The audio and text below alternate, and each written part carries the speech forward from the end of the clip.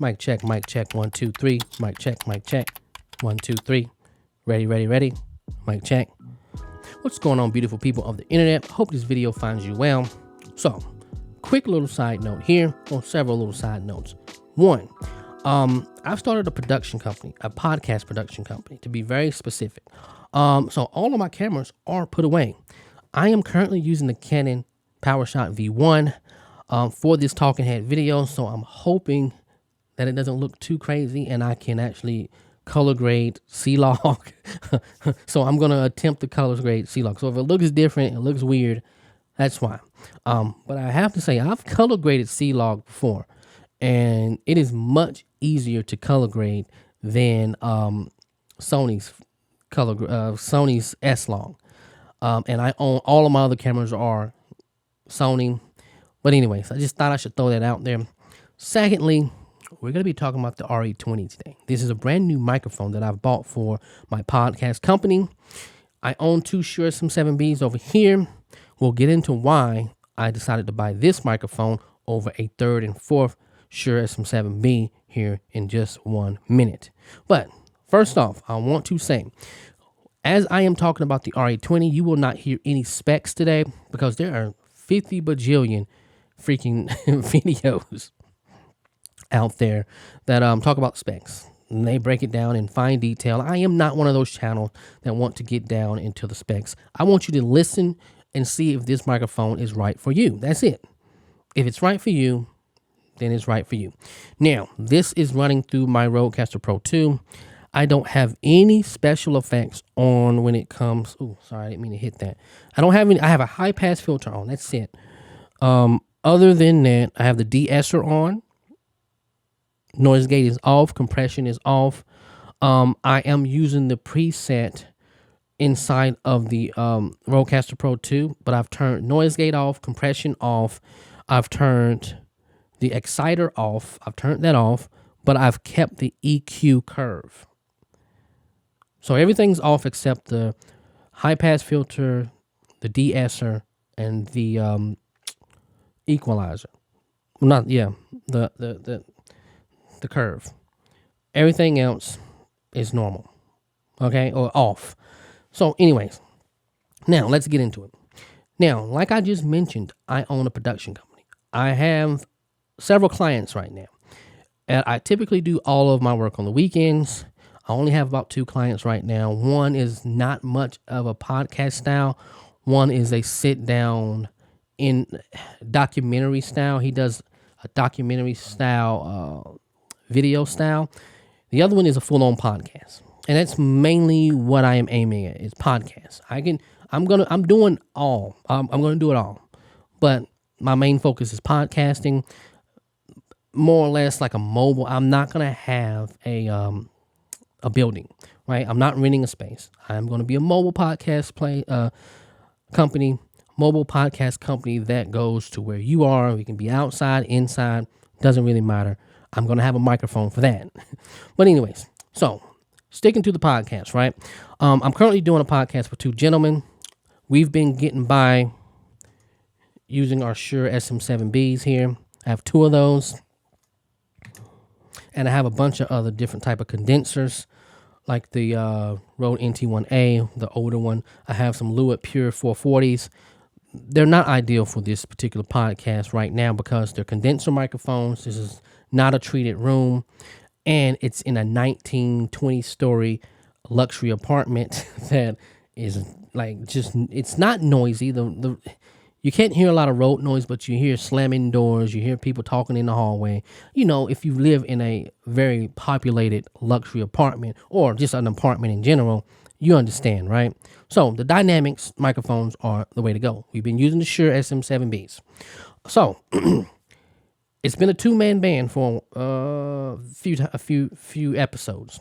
Now they're really comfortable and they want to start interviewing guests. And well, this weekend they are going to be interviewing their first guest. And I said, well, shoot, I've known about this since last week because we did a video last week. So I said, shoot, I need a third microphone that's not going to look weird and janky. You know, I don't want to put something like a Shure SM58 out. I have plenty of those. I don't want to put out a Shure Beta 58 because, again, it's just going to look weird. I have two Shure Sm7Bs, and I feel like it's going to cheapen the production value if I put one of those microphones out. So I'm like, well, should I buy a Shure Sm7B? I'm like, well, I know how to EQ those microphones. I've had them for 6 years, right? I'm not claiming to be an expert, but it takes a lot of work. Now, I've created presets for the two gentlemen, just like I've created a preset for myself, and I've created a preset for my wife. I'm currently not using a preset with the RE20 here. I'm not going to have a preset. It's just going to be whatever comes out of this Rodecaster Pro 2 is what you're going to hear, by the way. But anyways, I started to think to myself, well, I really don't want another Shure Sm7B because, again, that third seat is going to be forever changing. It's going to be a lot of work. Now, a quick little insight of how I like to EQ is I like to put all of my effects. And when I say effects, I mean I don't use any compression in my chain here. I do everything in post-production. I add compression, I add noise gates if needed, I denoise. I do all of that in post-production. So it can get a little time consuming, right? And the reason I do that, because it just sounds much better running it through a proper audio editing system. It sounds so much better. It sounds more natural. You can adjust it to what you like, and you can just take it off. You can't take it off if you've already baked it into your audio file. It's, I just don't want to do that. But anyways, so it takes me a while to EQ. So being that I know the Shure Sm7B, it takes a while to create a preset for people, right? And if that person is forever changing, the way I do my audio EQing is this. Again, I put all of my effects on, and then I EQ. And then I will EQ, and then I will take a 20, 30-minute break, and then come back to it. So it takes me a while to EQ. Because what I've learned over the many years that I've been EQing voices is my ears can deceive me if they get fatigued. My ears get fatigued very quickly if I'm listening to the same voice over and over. So I have to take a break. So it can take me several hours to get an EQ right. Now, it used to take days, but now I'm just like, okay, I can take about 2 hours to get a decent EQ on a voice. For you professionals, you probably can do it in 15, 20, 30 minutes. But for me, again, I like to come back to my audio files to take a second listen with fresh ears. So I don't want to have to do that each week. So I said, you know what? Maybe I don't want a third or fourth Shure Sm7B. I'm looking for a different microphone. I said maybe the RE20. And then I thought about the RE27, but it's a much brighter microphone though. Way brighter than the RE20. Way brighter than the Shure Sm7B. But the RE20 was right there, slap in the middle, in my opinion, between those two. It's a brighter sounding microphone compared to the Shure Sm7B, but it still holds on to some of that broadcasty sound. So I said, you know what? If it can get me partly there to where I can spend less time EQing because I know it's a much brighter sound compared to the Shure Sm7B, why not try it? So here we go. I end up buying the RE20.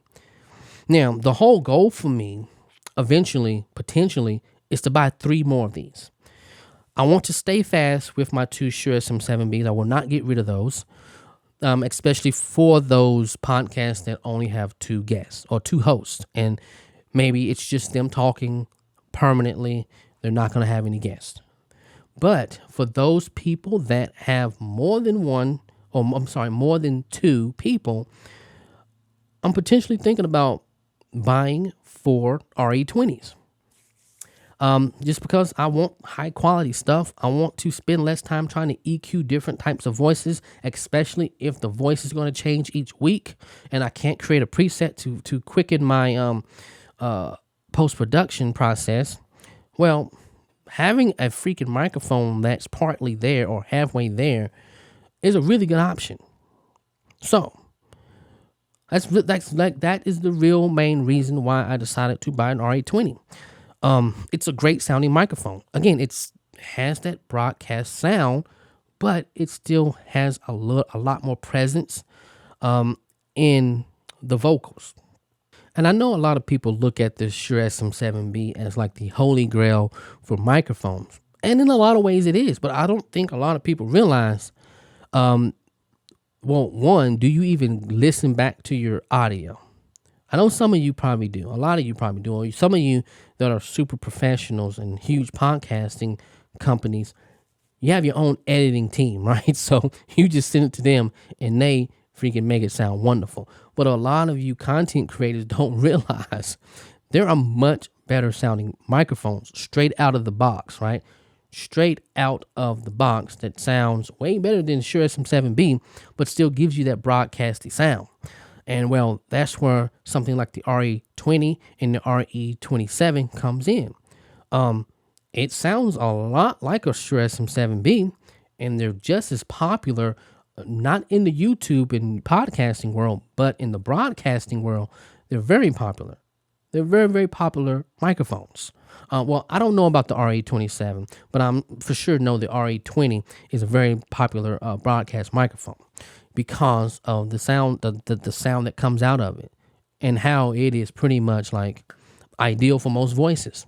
So that was my thought process into going for the RE20. Now, if I like my workflow with the RE20, I'm potentially probably will switch these guys over all to RE20s. I will probably buy 2 more. Again, if I like my workflow with the RE20, I'll probably buy 2 more right off the bat and switch these guys over immediately to the RE20s. Less EQing for me. Plus, once I get a freaking preset for the RE20 with their particular voices, it'll be like cake. I just have to focus.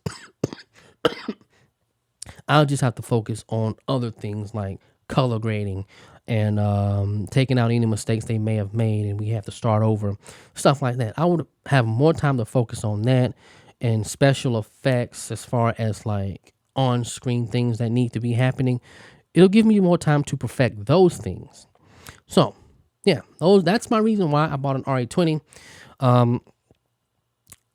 If you think you're in the market for upgrading your podcast microphone, I say this, listen, the Shure Sm7B is great, but it's not the only option out there. There's the Ethos, there's the that sounds great, there's the RE20s that sound great.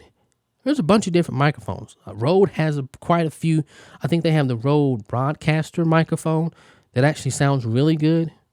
So there's options. I mean, the pod mic sounds really good. Now the newer version, I wasn't really too keen on the older version. I didn't really like the sound of that. It requires a lot of EQing, but man, there's some good microphones.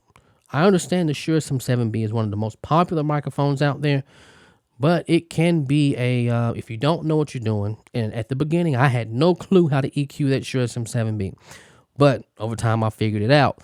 But if you're starting out, I would say look at the RE20. If you're spending $400 already on a Shure Sm7B, this is about $50 more.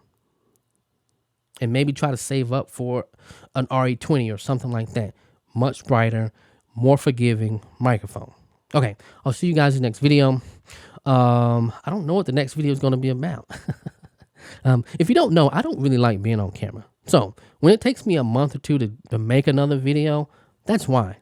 I really don't want to make videos. I much prefer being behind the camera and doing the things that I am currently doing now, making videos for other people, creating podcasts, or helping you create your podcast. So just keep that in mind. That's why I am slow to make videos, because I really, really legitimately don't want to do it, but I'll do it. Sometimes it's fun and sometimes it's not. Okay, all right, I'll see you guys in the next video.